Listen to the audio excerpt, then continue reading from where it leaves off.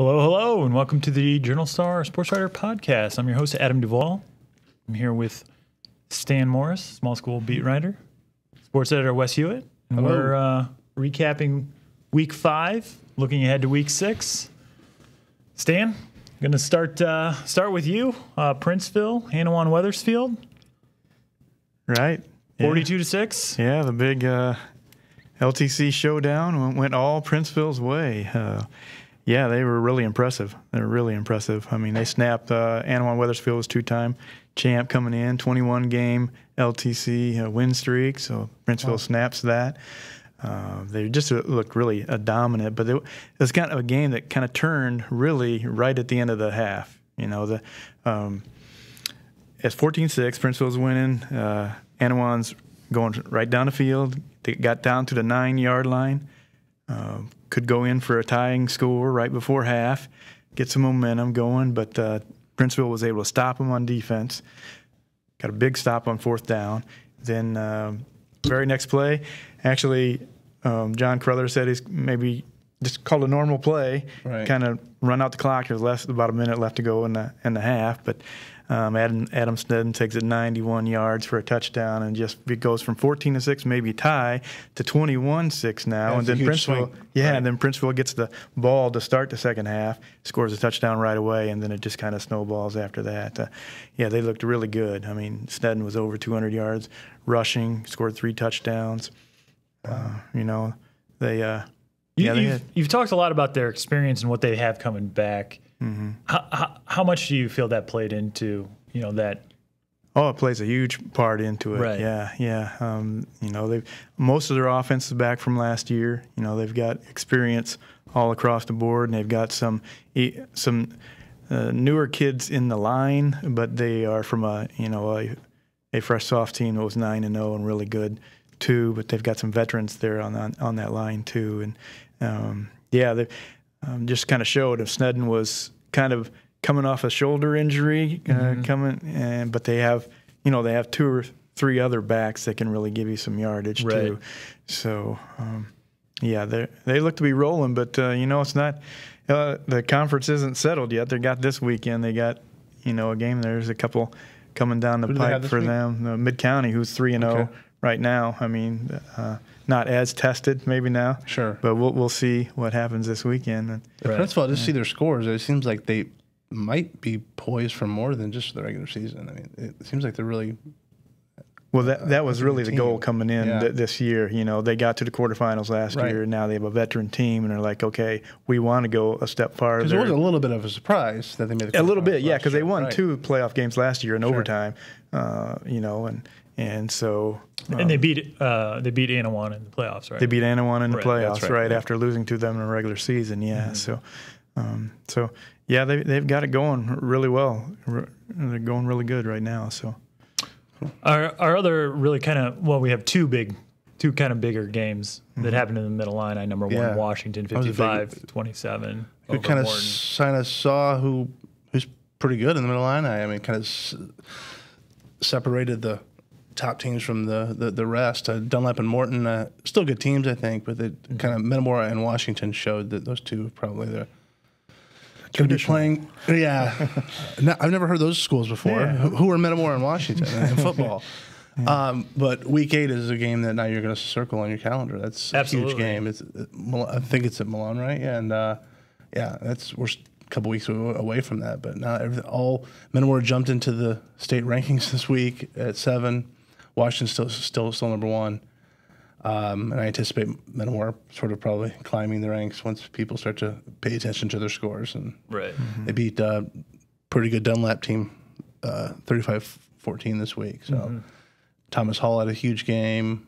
They broke out the passing game a little bit. They can do it both, just like Washington. And Washington turned around and they used their run game to beat Morton. So you got 2 teams who can do good play on the lines and can be balanced on offense. And Metamora especially up 28-0 at halftime. Right. I think Thomas Hall, like you said, I think he's proven to be an elite quarterback. Yeah, he's 6'7", I believe. That's a big boy. I mean, that reminds me of those. And they had Caleb Turbush back in the day. I think he's his coach, actually, Right. quarterback coach. So that sort of size that you just can't teach it. So it's that gives him a huge weapon. Right.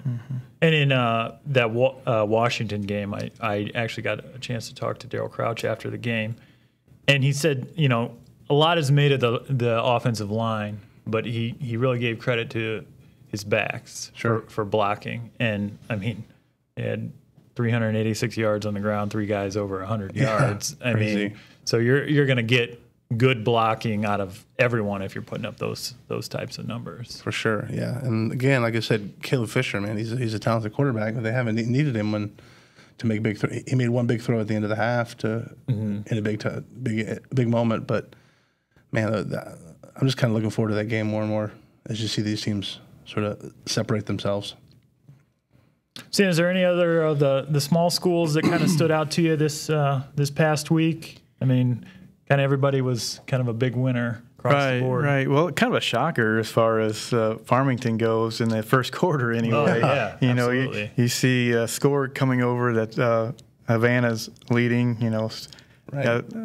up 14-13 in the first quarter. Yeah, didn't they take an interception? Yeah, Ethan Rampley, 101-yard interception return for a touchdown. Got another touchdown rushing too. So yeah, then things kind of turned a little bit. Yeah, 47 unanswered points there from that point on. And right. Hayden Broad over 300 yards passing, 5 TDs, and 10 for 15. 10 for how about that? 30 yards of completion. That's not bad. That's not bad. That's not bad. Yeah, it's a consistent thing. I mean, we're going to be talking about Elmwood here in a minute. They won big, and between Farmington and Princeville and Elmwood, I feel like these teams just sort of just want to get through this regular season and get the playoffs started. I mean, there's a lot of really just talented teams that are right. I want to see them tested and see how far they can get. Well, and they're coming to that point where they're going to play each other. They're going to play each other. So that's going to be huge to see where the gauge is for sure there. But, Elmwood Brimfield's another one that, got 50 points. They did a little bit through the air, actually. 230-some yards passing for Charlie McKenty, and you don't see that too often out of an Elmwood Brimfield. But they, BPW kind of stacked the box there, put 8 guys in, and kind of dared them to pass the ball a little bit. So they did. Yeah, and had some guys. Right, and that's what happens. I mean, you kind of talk about it. Their scrum offense, and they have guys that can just take the ball. I mean, and, you said Charlie, and a handful of backs, and he said, he could have probably done that, but they were kind of giving him that option. Right. And they've got guys that can catch the ball, and Charlie's shown that he can throw it too. So. They took advantage of it. People might recognize one of the names that they see in the box score for Elmwood. Henry Lampy. Caught a couple passes for, what was it, 70 He did. yards? He's been pretty solid all year for them. And that's he's the son of former outdoors writer here at the Journal Star. That's right. Jeff Lampy. Right. Sure you know the name if you're a avid reader of the Journal Star. So that's nice to see him having some success. It is. Yeah, absolutely. He scored a touchdown last in week 4. Right. He's a key part of both sides of the ball for them. Yeah. Cool. Yeah. Look at another one to talk about Eureka, and Eureka just starting to roll a little bit offensively. Got a sophomore quarterback that's kind of getting under the belt, kind of getting more and more comfortable in that. And Jason Bachman, the coach, was talking even before the season that he thought he had a pretty good arm to throw the ball a little bit more than Eureka normally does. And so he threw for 269 yards, 4 touchdowns, and that's a couple receivers that went over 100 yards. And so they've got kind of the offense really going. So good to see there. And I got to say, too, DMAC, as far as Joe Blimboom getting his 100th victory. Yeah. Congratulations to him getting that done there. They were over 400 yards in total offense and winning against Hayworth. So you needed a big third quarter. Yeah. It was tied at halftime. And Right. Needed some scores there. Mm-hmm. We had, 4 pretty close calls this week. So under close calls, Tremont, El Paso. It seems one of our favorites, Tremont. Getting that win. Speaking about close calls, that's what they do. That's what they do. Right. Let's go ahead. You guys need a game decided by a touchdon? All right, touchdown or less. I think it was you who wrote that up, and there was 20. Their 5 games were decided by 22 points. and no more than 7. 7 this past week. The 7 point spread, 13-6. They beat 13-6 to get the win. Ridley. Yeah. And El Paso Grizzlies is a team that scored 30+ on DMAG, didn't they? Yeah, that's what I thought. So pretty impressive performance. Yeah, and they were able to hold down Ryan Falk, who's a really great running back for EPG, and they held him to like less than 70 yards rushing, I think. And he was coming in. He was almost at 900 yards on the season. So wow, they did a great job on defense there too. But what they did, I mean, they kind of sealed. They got an interception return. They're going in. EPG was going in for potentially a winning score, a tying score, and get a pick in on 17-yard line, I think it was, and they went on a drive that lasted over 9 minutes. Wow, that's unreal. 16 play, 81-yard drive, 9 minutes 32 seconds. Caden Buster. He went 12 of those 16 were to Caden Buster, and their line did the job in getting that helps the defense out. Just kind of moving the chains, and they were able to just take a knee down towards the goal line and end the game. So congrats to those guys for maybe 1 week they'll get a game where they it's not going down to the wire, and they'll actually if they win, I don't think Coach Zare cares what the score is. So exactly. We had in the Big 12, Normal West 33, Peoria High 32. West scores with 25 seconds left. Peoria High led 32-19 at halftime. Yeah, they lost a quarterback there to an injury, though. Do we have a status of Gabe? No, I don't. Okay. Hopefully he's good. But again, that's a tough thing to try to bring in a new guy, and Peoria High can lean on their passing if they need to. They have a great set of receivers, so they leaned on. Davion Allen had 186 yards rushing to kind of help probably take some pressure off of Cam Ford, who had to come in for Gabe Hernandez because of injury. But yeah, they didn't get it done. I mean, it's one of those things where it's hard to kind of adjust your game plan midstream, and a good team like Normal West is going to take advantage of that. So we had another on the good side of a close game. Notre Dame went down to Champaign, got a 4 overtime victory.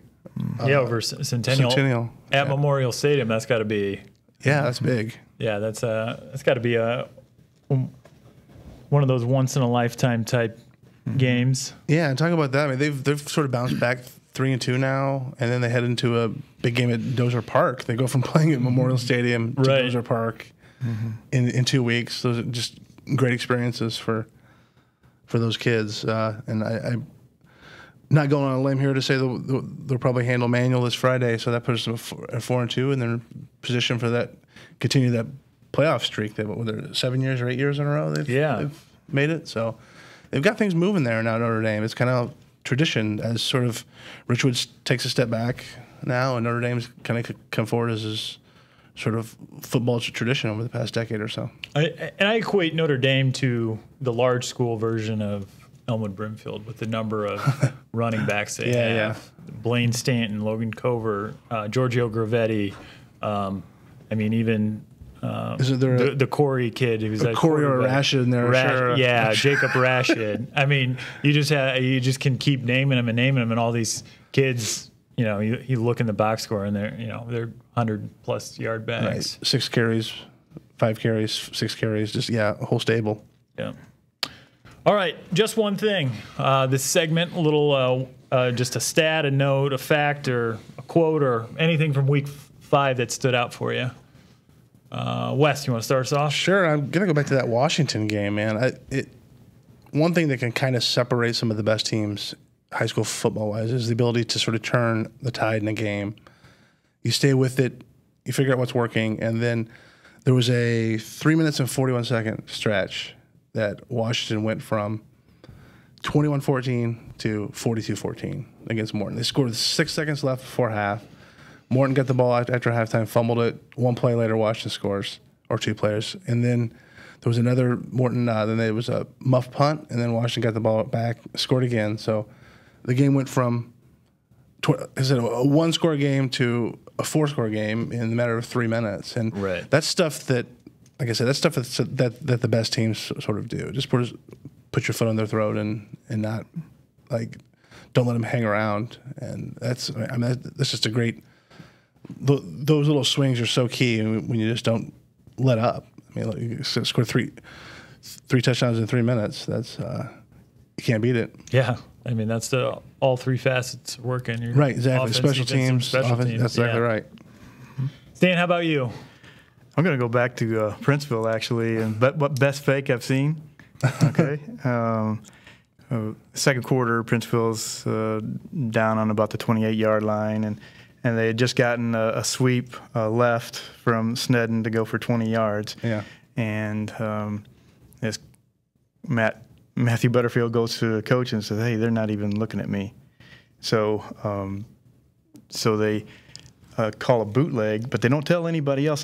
Snedden is the only one that they told of the offense. So they call a play like it's going to be a sweep left. So everybody's blocking that way. Everybody goes that way. He does the fake handoff, the bootleg, and there's absolutely nobody on that other side, and he's just wide open to go. They actually caught him down at the 1, so he didn't get into the end zone. Yeah. But I mean, there was how long was that? It was a 27-yard run. Great. There was just, I mean, you could have panned for yards. I mean, he was so wide open on that, it just worked perfectly for him. Yeah, that's such a key. You don't think about that if you're not telling your linemen or your blockers that you're going to do it. So because I think even sometimes when you do that, the defense might be able to pick up on something. Right. Yeah. That's wild. My just one thing. We'll go out to Chile. What? Adam Duvall going to Chillicothe? Shocking, I know, but wait till you hear this, okay? So the Ghost throw an interception, 0.9 seconds remaining before halftime. Fairbury Prairie Central gets the ball back, touchdown, 0.9. All that, yeah. What? Man. Yeah, they got the ball 0.9. back with 0.9 seconds. Threw a Hail Mary, scored. So the time doesn't go off the clock. Time didn't go off the clock. They got yeah. So what? How many high schools have the point? The point? I think they all do now, don't they? I think all clocks come most with of that. them. Yeah, I think they.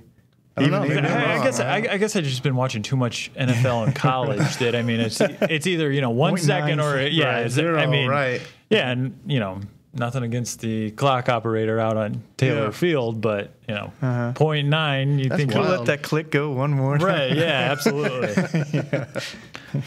All right, so our planning preview for Week 6, full slate of Middle Illini. Let's start with Morton and Metamora, 4-1. Morton 2-1 in the league. At Malone, 5-0, 3-0. Yeah, I expect an electric atmosphere. I mean, they're Thomas Hall said after last week, I wonder if anybody will vote for us in the poll, and they did. And they're up at number 7, and it just kind of feels like things are starting to roll there. And Morton comes in, and Morton's the type of game that you can never let up. I mean, if I were Pat Ryan, I might have worried about like a East Peoria or Limestone coming in, because then you're like, okay, the kids might take a step back and relax. But no, Morton, you're not going to relax. Right. So I anticipate a Metamora win, but it won't be easy for sure. No, absolutely. Because I think it does work in their favor that Morton is a rival. It's a big opponent, and they've already, as Pat Ryan said last week, it was a prove-it game for them against Dunlap, and this is just the next step in that. I mean, Morton coming in, Nolan Donald just can do it all. They have weapons. Tag Grandpa just always seems to be scoring touchdowns and getting yards every week, despite whatever the final score is. So Jarrett Kreider is averaging unofficially 250 all-purpose yards. But yeah, well, I mean, other than that, you know what it seems totally, like. Right. I mean, it's just they're going to be hungry. Oh yeah, for sure. After that loss to Washington. Other Middle Illini games: Dunlap at East Peoria, Limestone at Canton, Pekin at Washington. Pekin at Washington, that's fun too.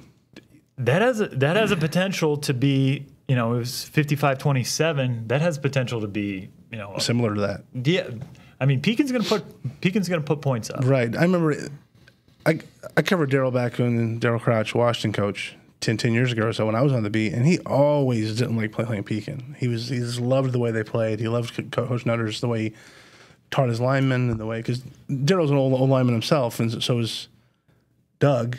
So he has a ton of respect for that. So they won't overlook Pekin for sure. No. That's always one of those games. And I remember like one year I think I picked Washington to beat him pretty handily, and he was like, I don't know, I'd watch that. And they did. They ended up being a touchdown game or something. And Daryl, the first thing he said to me was like, I told you. Yeah. That team can scrap. So, yeah, that's...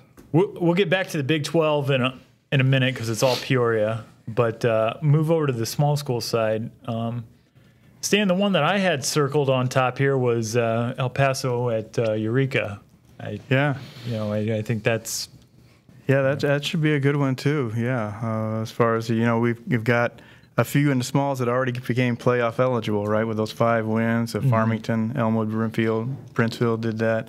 Illini West did, but the Eureka can become playoff eligible with a win against El Paso Gridley this week, and that'll be a good test for them too. As far as we talked about Ryan Falk already with EPG, and they were kind of banged up a little bit. Maybe they're getting some of those guys a little bit healthier that they thought would really help them. EPG is kind of a surprise at being 2-3 with the amount of guys that they have back and that kind of thing. So yeah, they'll be up for it. They'll be up for trying to get we lost 3 straight games, and we got to stop that because we want to get back in the playoffs again. Right. So absolutely, when you're talking 2-3, there's no room for error. No. So they're going to be coming in pretty hungry there, and Eureka just keeps improving each and every week, and so. Certainly a good HOI clash there. Fieldcrest is at DMAC. I feel that's kind of maybe a coin flip game there. Yeah, another one. You're talking about playoff implications For there. sure. DMAC's got Fisher. After that, they got Fisher. They got Tri-Valley. They got GCMS. Fisher's a team that beat Tri-Valley a couple weeks ago. So they Speaking of Fisher, you seen those helmets? I was just going to say that. They're so cool, man. Yeah. They have like the bunny on the front, this fierce bunny with the big ears going over the back. They just really embrace that bunny moniker for sure. Right. Yeah, and they're 4-1 right now. So, but yeah, that's a game. Fieldcrest has kind of been up and down and that kind of thing, and certainly they want to straighten that out. They're 2-3. And both of them are kind of looking for their first win in the conference. Right. That large HOI side is just stacked. And so DMAC, again, we talked about kind of getting that offense going again. They got over 400 yards this week, and they're starting to show some signs there, but there's no misstepping right now. Right. So. And the podcast favorite, Tremont at Ridgeview. Yeah. Another, tough test for the Turks. It is. Every test seems tough. Like I said, Ridgeview is a pretty good team. They can. They've got a good running game there. They got some guys with some talent. They're 3-2. So I expect nothing less but a close game again for that one. And then IVC's at Rantoul and Havana. I think that's a winnable game for IVC. I think they can get kind of. They've had a rough patch here, and they want to get back onto the winning ways, and so that could be one that they can get. Absolutely. And then Havana's 0-5 at Heights, 0-5. That's a Saturday night. Homecoming game for Heights. Big Saturday homecoming game. They'll be up for that for sure. So go visit the tower, catch a game on Saturday afternoon. Yeah. Especially the Heights people, because I said that's for both those teams. I think both coaches have to be thinking, this is when we can get. So absolutely. Right. Yeah. All right. So picks last week to recap. Wes went 2-1. Picked Washington over Morton, Princeville over Anawan. Fortunately, Rochester over SHG. Ooh. And that one was close, right? 45-6, something. 45-36. It was at the beginning of the game, I think. Yeah, I know. Stan and myself both went 3-0. This week, just to recap in there. This week, Morton at Metamora. Wes, let's start with you. Pick first, and then tell me why. Give me Meta. They're at home.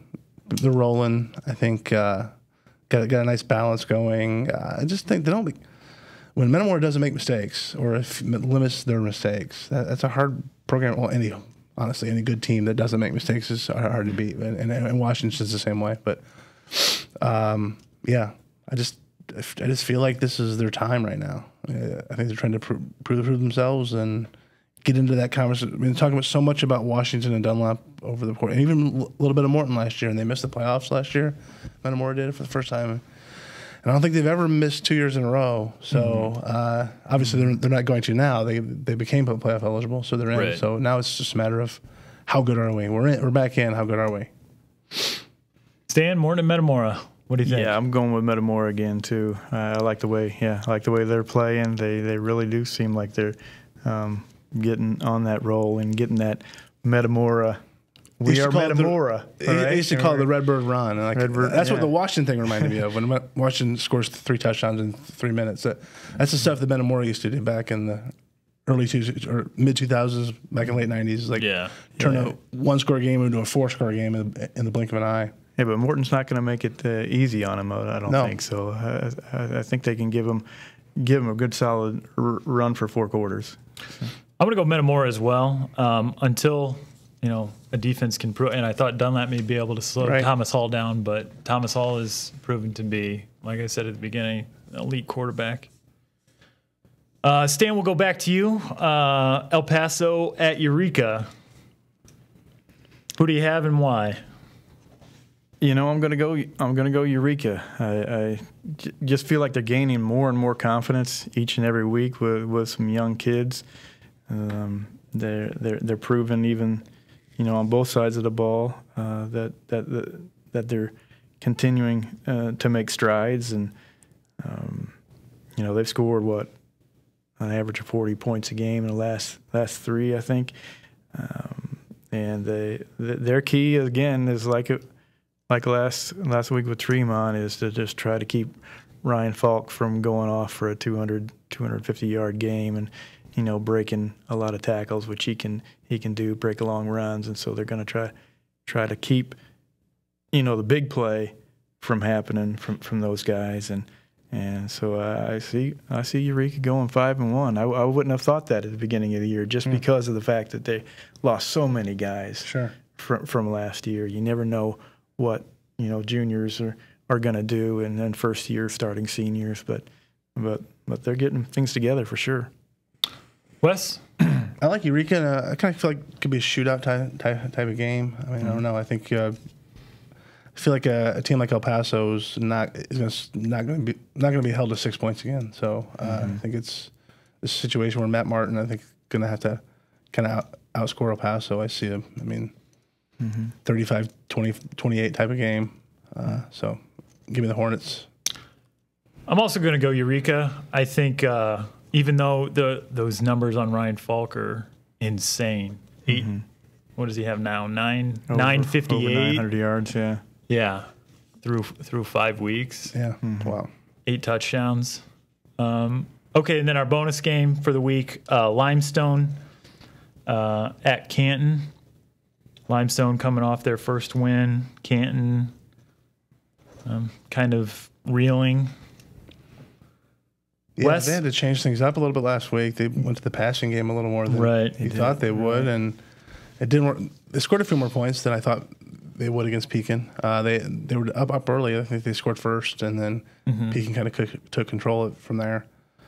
Had a scary moment with Gabe Gossett went down during that game with a neck injury. Right. But he's fine now. His dad said that kind of just a neck stinger and a concussion, so we're glad just to hear that. And I actually like Canton in this game. I do. Limestone coming off a win. Canton's kind of showing that they can need to throw it a little bit. They can, and of course Jake Smith can run it. We know that. So I just like Canton kind of being a little more versatile, able to score a little more. So I like Canton here. Stan, who do you have and why? I think I'm going Little Giants as well. They are home, right? Yes. It's at Canton. At Canton. Yeah.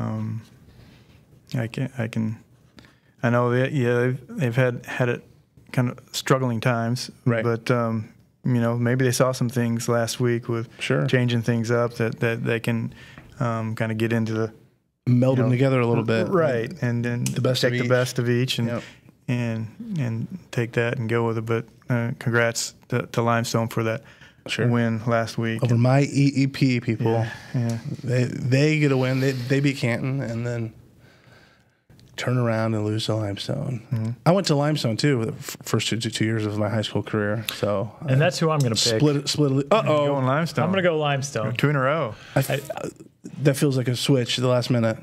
I just think Lauren Peacock. Like Fingal's group. Yeah, I think Lauren Peacock, the new the returning coach. He's offensive coordinator. Right. Maybe has some things going, and I like it.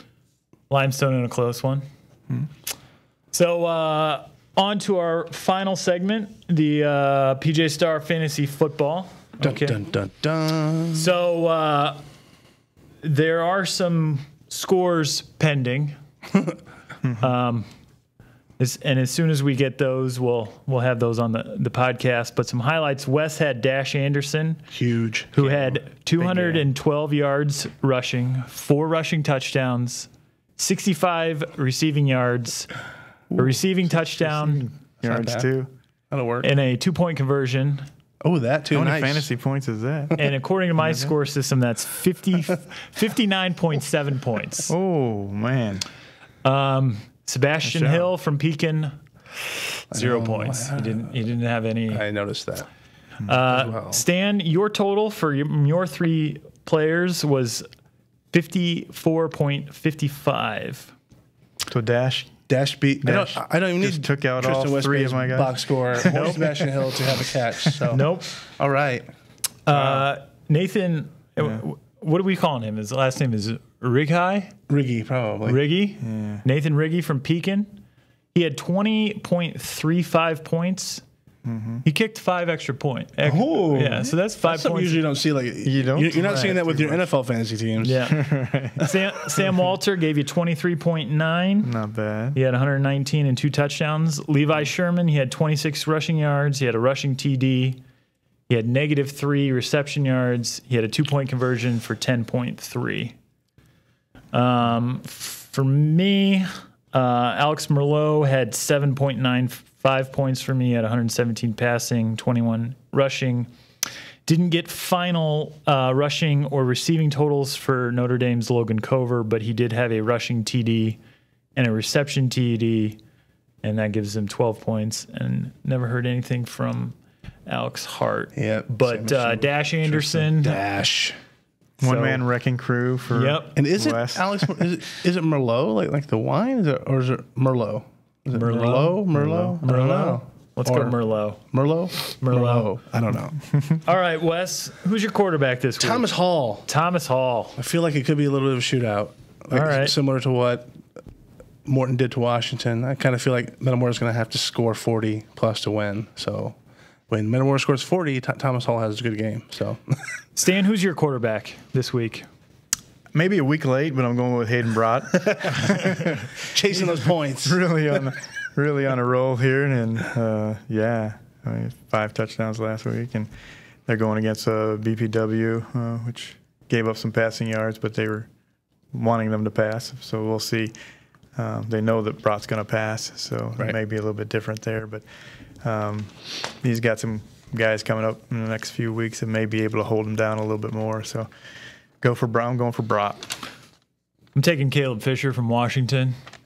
I think he proved last week that he can have a balance, whether rushing or exactly right. passing. Yeah, he had a $130 on the ground. Yeah. So that's. Wes, who do you have for your running back this week? I'm gonna go Adam Snedden. I'm gonna chase those points too, and I like the opponent this week. So, I mean he just seems like he gets the volume, he gets the carries, and he's gonna score some touchdowns. And so, riding Snedden. I'm actually going the same route. There we go. Riding Snedden too, because he's I talked about that shoulder injury at the beginning of the year. I think he's pretty well healed on that. Right. He's been kind of getting more carries and getting more yards each and every week. And this is an opponent that they're certainly going to need him in. I think to get enough yards. So they're going to go to him. Probably can't see it on here, but I also have Adam Snedden. So Sweep for Snedden. Yep. Sweep. So we're which he does pretty well, by the way. Yeah. Sweep. Yeah. There you go. The Wes. Let's go with your wide receiver. Who do you have? Wide receiver. I don't know. I was going to go Blake Springer, but I think I'm going to swap and take the Metamora stack, as the daily fantasy people say, and go with John Gatton and Metamora. Okay. I'm going to go with the whole Gatton stack against Morton in a shootout. Stan, who's your wide receiver this week? It was tough for me to kind of look through that and get a receiver, but I'm going with the Iowa recruit. There you go. That's right. Congrats to Josiah. You just made that decision, and maybe he wants to have a big game coming off of that. So I like that. Let's hopefully we'll see him get some receiving yards in the end zone a few times. And they have EP at EP, so And I went. I actually went Wes's route. I went Blake Springer from Farmington. There we go. I'm thinking on the same wavelength. Yeah. So that will have those point totals all for you next week and give you some standings there. Do we know where we have coverage this week? Yeah, we'll have Dave Aminian, the fabled Riverman and Chiefs writer, will be out at the Morton Metamora game. Okay. For our game of the week. Stepping in, and then I think we're gonna have Johnny Campos is gonna be at I think he's gonna be at Notre Dame, or excuse me, Peoria High and Richwoods, which we really didn't talk much about. We never got back to that. Yeah, I think they're gonna be leaning on the run game, even if Gabe is back. I think one of those things where right. And then gonna have Steve Stein at the Pekin Washington game. So okay. Dan, you know where? And I'm going to be heading to Eureka. Okay. We're going to see the Hornets this time. Great. Mm-hmm. Okay. Well, that concludes. I hear the rain starting. Yeah. And then the rains came. That includes our recap on Week 5 and our look ahead to Week 6 for sports editor Wes Huett, small school beat writer Stan Morris. I'm Adam Duvall. Bye for now.